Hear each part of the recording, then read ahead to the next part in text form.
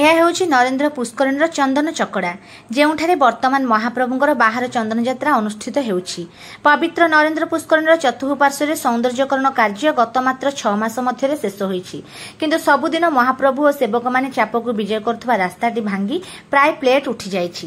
ଏଥିରେ ଝୁଣ୍ଟି ସେବକମାନେ କ୍ଷତାକ୍ତ ହେବା ସହ ଠାକୁରମାନେ ମଧ୍ୟ ପାଣିରେ ପଡ଼ିଯିବାର ଆଶଙ୍କା ରହିଛି। ଏହାକୁ ତୁରନ୍ତ ମରାମତି କରାଯିବା ଆବଶ୍ୟକ ବୋଲି ପ୍ରଶାସନକୁ ଅନୁରୋଧ କରାଯାଉଛି।